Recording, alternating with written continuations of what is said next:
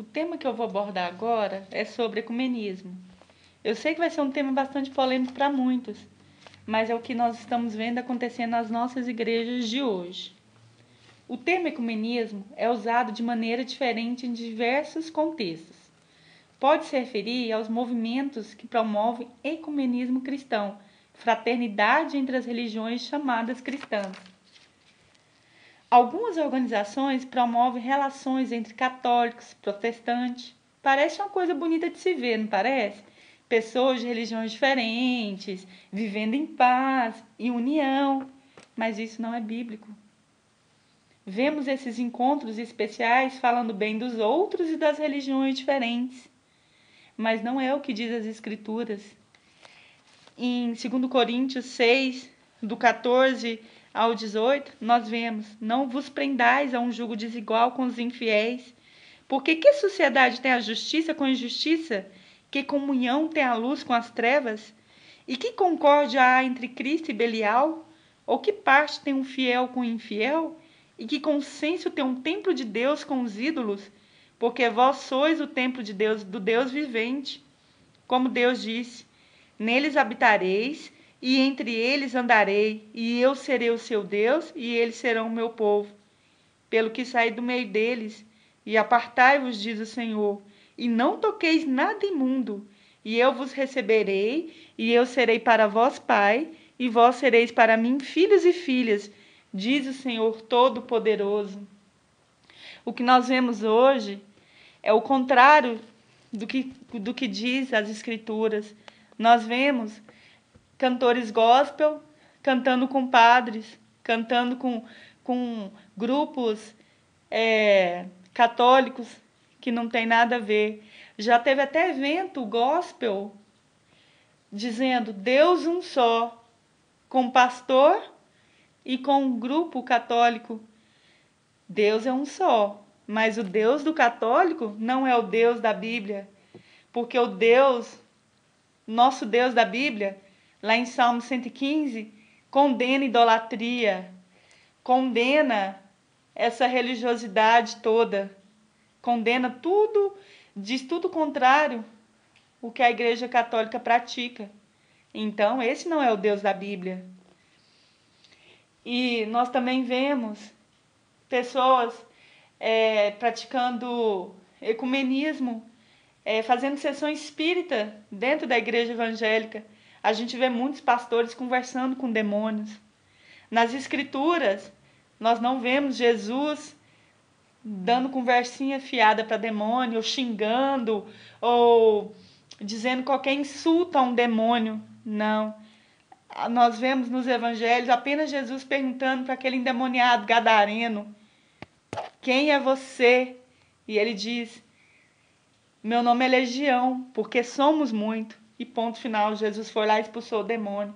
O que nós vemos hoje é pastor conversando com o demônio, fazendo o demônio seu espetáculo dos púlpitos, tirando tudo que deveria ser pregado a palavra de Deus com o espetáculo do demônio, fazendo a festa dentro das igrejas. Isso é sessão espírita. Demônio é espírito, fazendo sessão espírita dentro das igrejas, conversando com o demônio.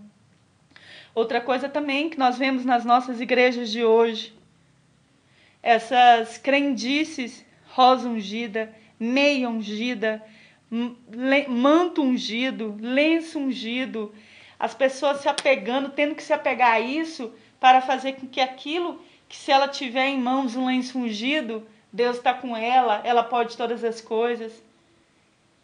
Mas não é isso que diz as Escrituras de Deus.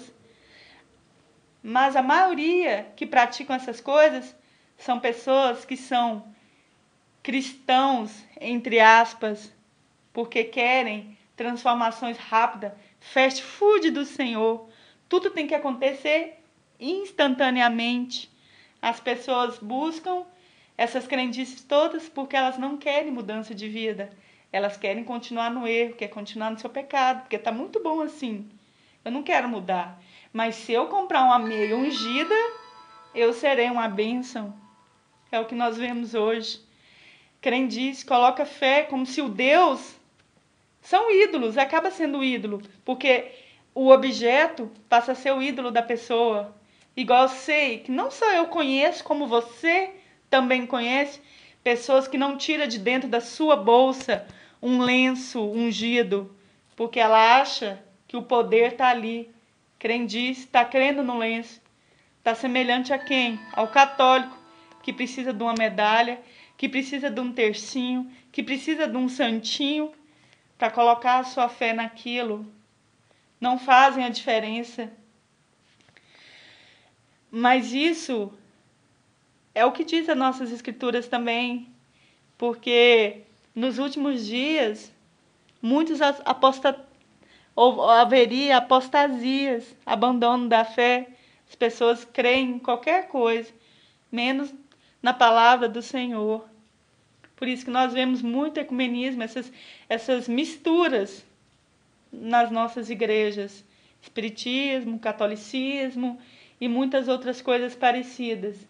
Mas nós vemos que Deus, no Velho Testamento, ele sempre exigia pureza, santificação e separação das outras religiões.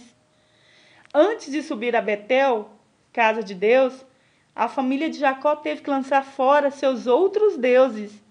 Está em Gênesis 35:2. Deus falou para Israel não ter nenhum outro Deus. Êxodo 20, do 1 ao 3. E exigia uma intolerância absoluta em relação aos outros falsos deuses. Em Êxodo 22, 20.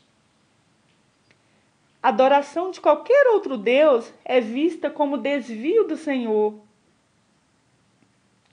Josué insistiu na importância de servir somente o Deus verdadeiro, resistindo os falsos deuses dos outros povos. Os homens fiéis sempre recusavam servir outros deuses. Mesmo quando foram ameaçados de morte, eles resistiam isso. Mas nós vemos nas igrejas hoje os evangélicos misturando com os católicos como que se eles professassem da mesma fé. E não é. Não professam da mesma fé. Mas virou modismo para dizer que as igrejas evangélicas, elas, por exemplo, o cantor gospel pode se misturar com o cantor católico, afinal de contas Deus é um só. O Deus da Bíblia não é esse, são falsos deuses. Gente, não devemos misturar as coisas, não devemos misturar com outros deuses, são outras culturas, não é as culturas da Bíblia, não condiz nada com a palavra do Senhor. No Novo Testamento, Deus exige também a mesma pureza e santificação. Servir falsos deuses é voltar à escravidão. Em Gálatas 4, do 8 ao 9. Por isso devemos nos guardar dos ídolos, pois a idolatria é um pecado que impede acesso ao reino de Deus e leva à condenação eterna.